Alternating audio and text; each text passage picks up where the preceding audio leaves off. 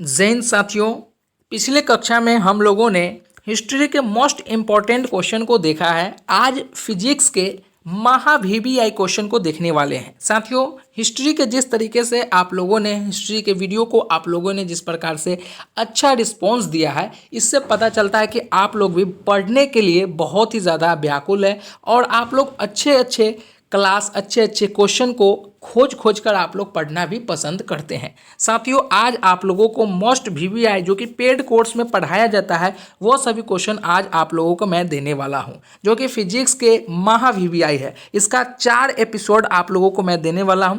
4 episode में आपका मैं बता रहा हूं 10 क्वेश्चन बिहार पुलिस कांस्टेबल में फिजिक्स से पूछा जाता है, जिसमें से आपका 9 से 10 क्वेश्चन मतलब 10 में 9 तो कम से कम लड़ेगा ही लड़ेगा। इतना आप लोगों को कॉन्फिडेंस मैं दे रहा हूं। चलिए, समय कम लेते हैं और आप सभी को बता दें, जैसे कि मेरा सीरीज चलता है कि 20 मिनट में 50 क्वेश्चन, और आप लोगों को मैं उतना ही देर में करा भी देता हूं। मेरे जितने भी वीडियो है प्लेलिस्ट में जाकर आप लोग देखेंगे, सभी के सभी 20 मिनट 21 मिनट 19 मिनट ही करता है, क्योंकि 20 मिनट जितना मैं आपको बताता हूँ उतना ही देर में 20 मिनट में 50 क्वेश्चन करा देते हैं। इसके लिए मैं आप लोगों को बताता हूँ कि आप लोग भी 2x के स्पीड कर लें। इसका रीज़न यही है कि समय बहुत ही कम है और पढ़ना आप सभी को बहुत ही ज़्यादा है। तो जितना ज़्यादा से ज़्यादा आप क्वेश्चन को कंज्यूम करेंगे, उतना ज़्यादा आप लोगों को एग्ज़ाम में आसानी होगी क्वेश्चन को लड़ने से, क्वेश्चन को समझने में, है ना। चलिए, समय को कम लेते हुए direct point of view question की तरफ चलते हैं।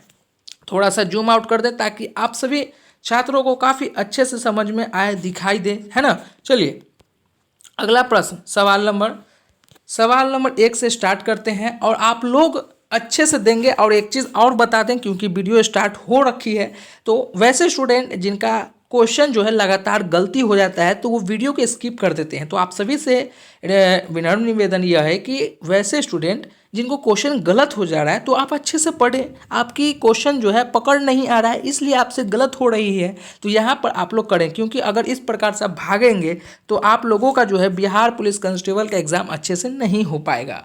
तो इसके लिए आप लोगों के पास अभी जितना समय बचा हुआ है पढ़ाई में झोंक दे। जितना बचा हुआ है खाने के बाद, सोने के बाद, जितना समय बचता है सभी के सभी आप अपना पढ़ने में समय लगाएं। चलिए, समय आप सभी का ज़्यादा न लेते हुए पॉइंट ऑफ व्यू क्वेश्चन की तरफ चलते हैं। पहला प्रश्न आप सभी से क्या पूछा जा रहा है सवाल नंबर 1 में कि किसने विद्युत चुंबकत्व और प्रकाश के संयोजन द्वारा यह प्रदर्शित ही किया है कि प्रकाश एक विद्युत चुंबकीय तरंग है। किसके द्वारा बताया गया है कि प्रकाश एक विद्युत चुंबकीय तरंग है? तो आप सभी जानते हैं कि जेम्स मैक्सवेल द्वारा जो है बताया गया है, यह प्रदर्शित किया गया है कि प्रकाश एक विद्युत चुंबकीय तरंग है। चलिए, अगला प्रश्न सवाल नंबर 2 में कि चालक का प्रतिरोध किससे बढ़ जाता है। चालक का जो प्रतिरोध है, रेजिस्टेंस जो है, ये किससे बढ़ जाता है? तो आप सभी जानते हैं कि लंबाई में वृद्धि होगा तो प्रतिरोध जो है वो बढ़ जाएगा। टेम्परेचर में वृद्धि होगा, वोल्टेज में, तो इसमें भी बढ़ जाएगा। अनुप्रस्थ काट के क्षेत्रफल में कमी भी होगा तो हो जाएगा। तो कहा जाए कि इनमें सभी, यह चारों ऑप्शन जो है इसका सही हो जाएगा। चलिए, अगला प्रश्न सवाल नंबर आप सभी से पूछा जा रहा है। सवाल नंबर 3 आप सभी से पूछा जा रहा है कि तड़ित्र चालक बनने के लिए प्रयुक्त धातु है। तड़ित्र मतलब क्या? आर्थिंग को बोला जा रहा है ना। आर्थिंग के लिए बोला जा रहा है कि आर्थिंग का जो चालक बनने के लिए प्रयुक्त धातु कौन है? आप सभी जानते हैं कौन हो सकता है, तो आप सभी जानते हैं कौन होगा? कॉपर। चलिए, अगला प्रश्न सवाल नंबर 4 कि स्टेपलाइजर निम्न में से किस सिद्धांत पर काम करता है? तो आप सभी जानते हैं कि स्टेपलाइजर में क्या होता है, तो वो ट्रांसफार्मर होता है 1 kV 2 kV 3 kV 4 kV का। चलिए, अगला प्रश्न सवाल नंबर 5 आप सभी साथियों से क्या पूछा जा रहा है कि कैथोड किरण होती है। कैथोड किरण होती है, कैसा होता है? इलेक्ट्रॉन की स्ट्रीम के जैसा, इलेक्ट्रॉन की स्ट्रीम के जैसा। अगला प्रश्न सवाल नंबर 6 में आप सभी से पूछा जा रहा है कि किसी अर्धचालक को गर्म करने से उसके प्रतिरोध पर क्या प्रभाव पड़ता है। कोई अर्धचालक को अगर हम गर्म करते हैं तो उसमें प्रतिरोध में क्या प्रभाव पड़ेगा, तो वो प्रतिरोध जो है घटने लगेगा। चलिए, अगला प्रश्न सवाल नंबर 7 में आप सभी लोग को मैं बता दूं, जितना भी समय बचा हुआ है ज़्यादा से ज़्यादा क्वेश्चन अटेम्प्ट कीजिए, जिससे आप लोगों का एग्जाम आसानी से निकल जाएगा। और घबराएं नहीं, 60 क्वेश्चन अगर आप सही कर लेते हैं तो आपका मेरिट जो है रिटेन एग्जाम आप लोग पास हो जाएंगे। फिजिकल के लिए आप लोग तैयारी करने के लिए रेडी रहेंगे, है ना। चलिए अगला प्रश्न, सवाल नंबर 7 में, निम्नलिखित में से कौन सा एक आवेश रहित कण है? कौन सा एक आवेश रहित कण है? तो आप सभी जानते हैं अल्फा कण नहीं है, न्यूट्रॉन जो है ये है। तो सवाल नंबर 7 का जो सही ऑप्शन होगा वो हो जाएगा डी।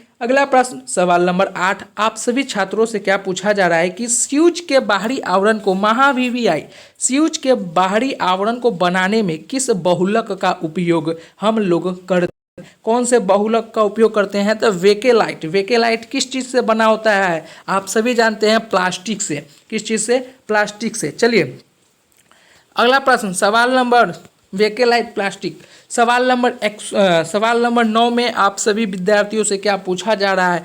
काफ़ी सिंपल प्रश्न, काफ़ी अच्छा प्रश्न कि पृथ्वी पर पलायन वेग जो है होता है चंद्रमा पर पलायन वेग से कम, जो कि गलत है। पिंड के द्रव्यमान पर निर्भर करता है, जो कि गलत है। प्रेक्षण की दिशा पर निर्भर करता है, जो कि गलत है। तो पृथ्वी पर पलायन जो वेग होता है वो किस पर निर्भर करता है?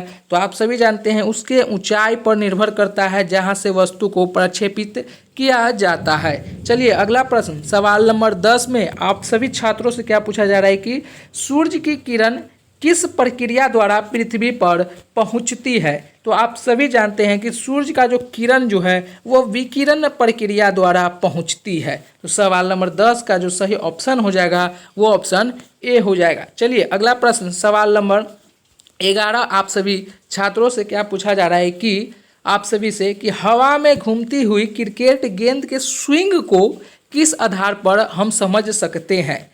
हवा की दिशा पर, या हवा की उछाल पर, या हवा के कारण अशांति, या बर्नौली की प्रमेय। तो देखिए हवा में घूमती हुई क्रिकेट गेंद जो स्विंग जो करता है वो हवा को अशांति के कारण, हवा की अगर अशांति होगी, गति जो है उस प्रकार होगी तो वहाँ पर स्विंग होगी। तो सवाल नंबर 11 का जो सही ऑप्शन होगा वो होगा सी। चलिए अगला प्रश्न सवाल नंबर 112, आप सभी छात्रों से क्या पूछा जा रहा है, जो कि काफ़ी अच्छे प्रश्न आप सभी के लिए लेकर आए हैं, जो आप सभी के बिहार पुलिस कांस्टेबल में हूबहू देखने को मिलेगा। चलिए अगला प्रश्न आप सभी छात्रों से पूछा जा रहा है कि एक बम आरंभ से बड़ी संख्या में छोटे टुकड़े में फट जाता है तो सभी अंशों का कुल संवेग क्या होगा? ऐसे क्वेश्चन में अगर शून्य मिले तो पहले आप लोग मार देंगे। चलिए अगला प्रश्न सवाल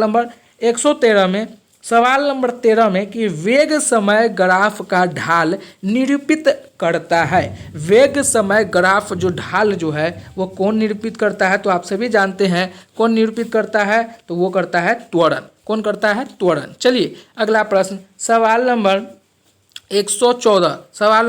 14, साइकिल के पहियों 114 बोलने का मतलब 100 से जो हम ऊपर का क्वेश्चन जो है अभी हिस्ट्री का क्लास लेकर आप लोगों को जस्ट फिजिक्स का क्लास ले रहे हैं इसलिए आ रहा है, तो इस पर आप लोग न धकर फोकस करें। आप लोग ओनली फॉर क्वेश्चन जो कि मोस्ट वीवीआई क्वेश्चन जो आप लोगों के बिहार पुलिस कांस्टेबल में पूछा जाए, है ना। चलिए अगला प्रश्न सवाल नंबर 14 में आप सभी छात्रों से पूछा जा रहा है कि साइकिल की पहियों में प्रयुक्त होने वाले स्पोक्स जो होते हैं उसकी वृद्धि किसके वजह से होता है? तो वो है निष्क्रियता के पल से। निष्क्रियता के पल से, इसे आप लोग याद रखेंगे महावीवीआई है ना। चलिए आवेग किसके बराबर होता है? आवेग जो है किसके बराबर होता है? तो वो है गति में परिवर्तन के बराबर होता है। चलिए अगला प्रश्न सवाल नंबर 16, आप सभी छात्रों से क्या पूछा जा रहा है कि आप सभी छात्रों से पूछा जा रहा है कि सड़क पर चलते समय बैलगाड़ी के पहियों की गति किसका उदाहरण है? ए दोलन और घूर्णी गति, या बी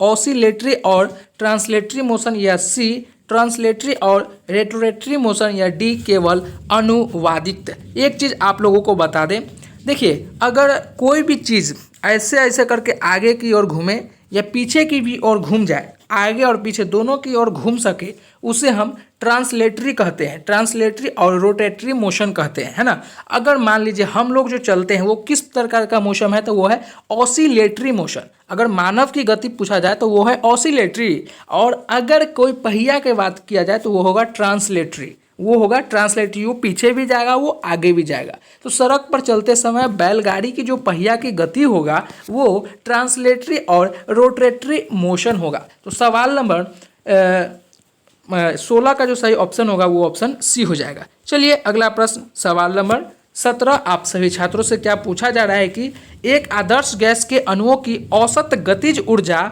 सीधे अनुपातित होती है किसके? गैस के पूर्ण तापमान पर। किसके? गैस के पूर्ण तापमान पर। किसके? गैस के पूर्ण तापमान पर। चलिए अगला प्रश्न सवाल नंबर 18 आप सभी छात्रों से क्या पूछा जा रहा है, और काफ़ी अच्छा प्रश्न भी आप सभी से पूछा जा रहा है कि जब कार की गति दोगुना कर दिया जाए तो कार का ब्रेकिंग बल उसे उतनी ही दूरी में रोकने के लिए क्या होगा। काफ़ी अच्छा प्रश्न है। आप सभी भली भांति जानते हैं कि जब कार की गति को हम दोगुना करेंगे तो कार का ब्रेकिंग बल जो है उसे उतना ही दूरी में रोकने के लिए 2 बार लगाना होगा।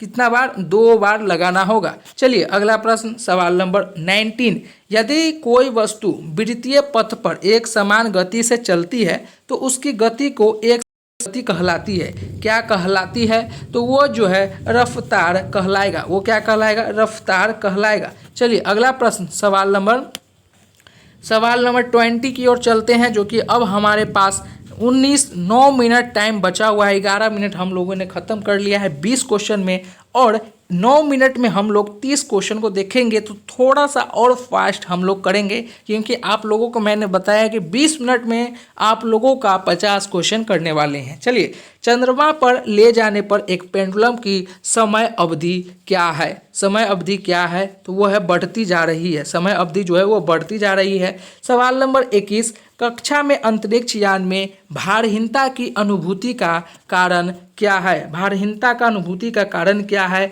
तो आप सभी को बता दें भारहीनता का जो अनुभूति का जो कारण है वो है बाहर गुरुत्वाकर्षण का अभाव। बाहर गुरुत्वाकर्षण का अभाव। चलिए अगला प्रश्न सवाल नंबर 22 आप सभी से क्या पूछा जा रहा है कि गुरुत्वाकर्षण के नियमों को किसके द्वारा परिभाषित किया गया है? किसके द्वारा स्थापित किया गया है? सत्यापित किया गया है? तो आप सभी जानते हैं किसके द्वारा किया गया है। तो न्यूटन के द्वारा गति का गुरुत्वाकर्षण के नियम, गति के नियम को जो है न्यूटन द्वारा किया गया है। चलिए अगला प्रश्न सवाल नंबर 23 में कि किसी ग्रह पर गुरुत्वाकर्षण के कारण त्वरण जो है क्या होता है? घटता है। किसके कारण गुरुत्वाकर्षण में त्वरण घटने लगता है? तो आप सभी जानते हैं किसके कारण जो घटता है उसका यहाँ पर ऑप्शन जो है इसमें ग्रह की त्रिज्या में कमी, ग्रह के द्रव्यमान में वृद्धि, शरीर के द्रव्यमान में कमी, जो कि ये सभी नहीं होंगे। इसका ग्रह की सतह से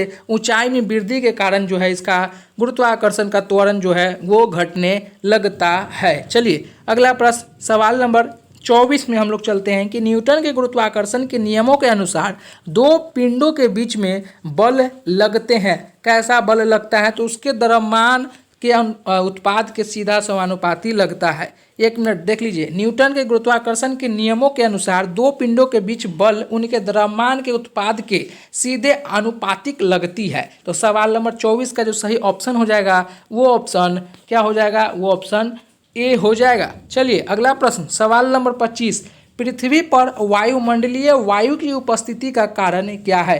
पृथ्वी पर वायुमंडलीय वायु की उपस्थिति का कारण क्या है? क्या है कारण? तो आप सभी जानते हैं वायुमंडलीय की उपस्थिति की सबसे मेनली रीजन जो है वो है ग्रेविटी। चलिए अगला प्रश्न सवाल नंबर 26 की एक लिफ्ट में आदमी का आभासी वजन तथा वास्तविक वजन से कम होता है।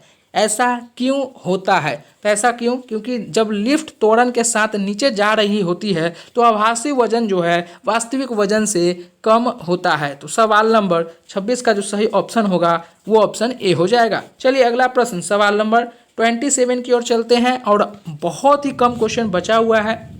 अंतरिक्ष में लॉन्च किए जाने वाले रॉकेट का न्यूनतम स्कोप वेलोसिटी क्या है? काफ़ी अच्छा प्रश्न। आप सभी जानते हैं कितना है? 11 किलोमीटर प्रति सेकेंड। अगला प्रश्न सवाल नंबर 28 गोलाकार दर्पण की वक्रता का केंद्र क्या होता है? वो गोलाकार दर्पण का वक्रता केंद्र क्या होता है? वक्रता केंद्र आप सभी छात्रों से पूछा जा रहा है। सवाल नंबर 28 का जो सही ऑप्शन हो जाएगा, यहाँ पर ऑप्शन आप लोगों को दिखला दें कि यह उत्तल दर्पण, 1 मिनट यहाँ आप लोगों को ऑप्शन दिखला दें।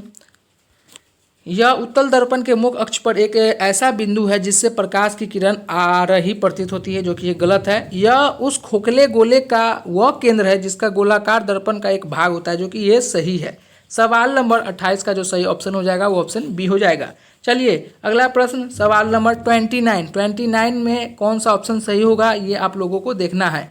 चलिए सवाल नंबर 29 का कौन सा ऑप्शन सही होगा, निम्नलिखित में सही मिलान कीजिए। वाट को किस में मिलाएंगे, वाट को किस में मिलाएंगे, ये और किलोवाट, 1 किलोवाट घंटा और 1 हॉर्स पावर। तो आप सभी जानते हैं, सिंपली चीज़ आप लोग ध्यान देंगे कि एक 1 HP बराबर, आप लोगों ने पढ़ा है 1 HP बराबर 746 वाट।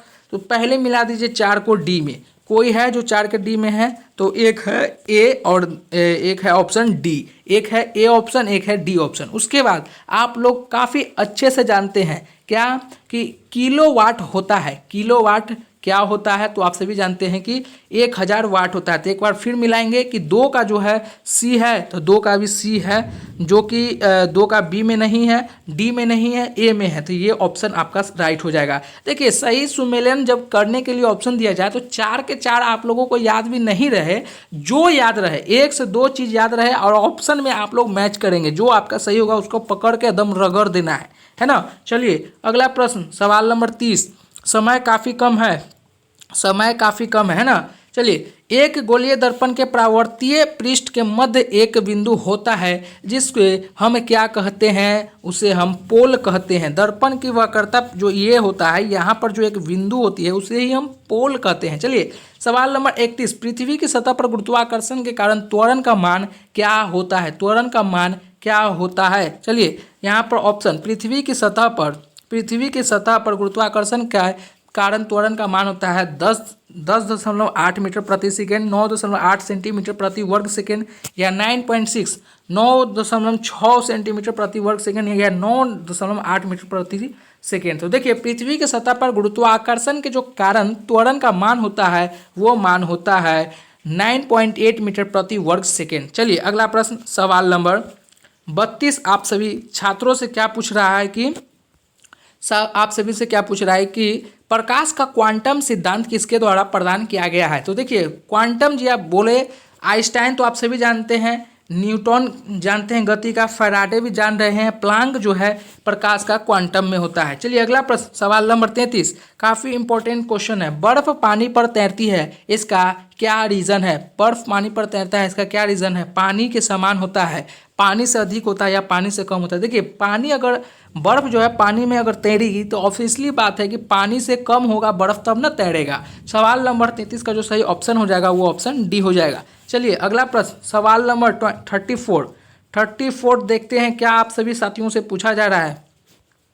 आप सभी साथियों से क्या पूछा जा रहा है कि निम्न में से किस में न्यून प्रतिरोध होती है। सबसे कम प्रतिरोध किस में होता है। 4 ऑप्शन दे रखा है, हीरा, एबोनाइट, ग्लास या नाइक्रोम। तो आप सभी को बता दें नाइक्रोम में सबसे कम प्रतिरोध होता है। सवाल नंबर 35, पानी से भरे एक गिलास में रखा गया नींबू गिलास की बगल में से देखने पर इसके वास्तविक आकार से बड़ा प्रतीत होता है, क्या कारण है। देखिए एक चीज़, कभी भी लकड़ी डूबा हुआ या बड़ा प्रतीत हुआ, या चम्मच गिरा हुआ टेढ़ा दिख रहा है पानी में, या सिक्का पानी में सिक्का गिरने के बाद वो टेढ़ा दिख रहा है, यह सभी चीज़ें अगर आप लोगों के क्वेश्चन में आए, आप लोग आसानी से अपवर्तन लिखेंगे। क्या लिखेंगे, अपवर्तन के कारण, ये अपवर्तन के कारण होता है। तो सवाल नंबर 35 का जो सही ऑप्शन होगा वो ऑप्शन डी हो जाएगा। चलिए अगला प्रश्न, सवाल नंबर 36 आप सभी से क्या पूछा जा रहा है। वायु में 0 डिग्री सेल्सियस तापमान पर ध्वनि की गति कितना होता है, ये आप लोगों को बताना है। ऑप्शन दे रखा है 330 मीटर प्रति सेकेंड, 331 मीटर प्रति सेकेंड, 330 मीटर प्रति सेकेंड, या 331 मीटर प्रति सेकेंड। चलिए आप लोगों का कौन सा ऑप्शन सही होगा ये बताना है। तो देखिए वायु का जो है, वायु में 0 डिग्री सेल्सियस पर जब तापमान रहेगा तो ध्वनि का जो गति होगा वो 331 मीटर प्रति सेकेंड होगा, है ना। चलिए अगला प्रश्न, सवाल नंबर 37 13 क्वेश्चन अभी भी बचा हुआ है। यदि एक वस्तु, एक चीज़ और, 20 मिनट का आपको हम बोले हुए हैं, 20 मिनट में जितना होगा उतना हम करके आप लोगों को छोड़ देंगे, क्योंकि जितने बातें आप लोगों को मैंने बताया उतना ही करने वाले हैं। यदि एक वस्तु की गतिज ऊर्जा कि इसके प्रारंभ मान का 256 गुना हो जाता है तो नया रेखीय संवेग क्या होगा। 37 का कौन सा ऑप्शन सही हो जाएगा, इसका प्रारंभिक मान 16 गुना हो जाएगा। देखिए ऐसा क्वेश्चन में पूछा जाए ना तो डायरेक्ट आप इसको रूट कर दीजिएगा। 256 गुना है तो उसका नया रेखीय संवेग क्या होगा, तो आप इसका 256 का स्क्वायर कीजिए तो ये किसका मान आ जाएगा, ये आ जाएगा 16 का, है ना। चलिए अगला क्वेश्चन, ओडोमीटर एक ऐसा उपकरण है जिसका उपयोग गाड़ी में डैश के मापने के लिए किया जाता है। ओडोमीटर का उपयोग हम किस चीज़ के लिए मापते हैं, तो गाड़ी की बात किया जाए तो गाड़ी में ऑब्वियसली जो होगा वो जो है दूरी के मापने के लिए प्रयोग में लाया जाता होगा, है ना। चलिए अगला प्रश्न, सवाल नंबर 39, निम्न में से किस राशि का मान स्थान बदलने पर भी परिवर्तित नहीं होता है। काफ़ी अच्छा क्वेश्चन है। द्रव्यमान का जो मान है कितना भी स्थान बदल दीजिए उसका परिवर्तित नहीं होगा। सवाल नंबर 40, पानी के द्वारा ऊपर की तरफ लगाया गया बल क्या कहलाता है, क्या कहलाता है, वो है उत्प्लान बल, उत्प्लावक बल कहलाता है। आज हम लोगों ने 20 मिनट में 40 क्वेश्चन किया है जो कि बहुत महा VVI क्वेश्चन था। इसमें कितने क्वेश्चन आप लोगों को पहले से पता था, कितने नहीं पता था, ये लोग कमेंट में आप लोग बताएंगे। और एक चीज़, जितने भी सीरीज आप लोगों के में 20 मिनट में 50 क्वेश्चन आप लोगों को मैंने बता रखा है वो सभी के सभी क्वेश्चन कर लेंगे और उसके बाद आप लोग एग्जाम देने जाए 110% आपका जो है सिलेक्शन हो जाएगा, अच्छे से रिटन एग्जाम निकल जाएगा, बिलीव आप करें, है ना। चलिए जय हिंद, फिर मिलते हैं एक नए वीडियो में।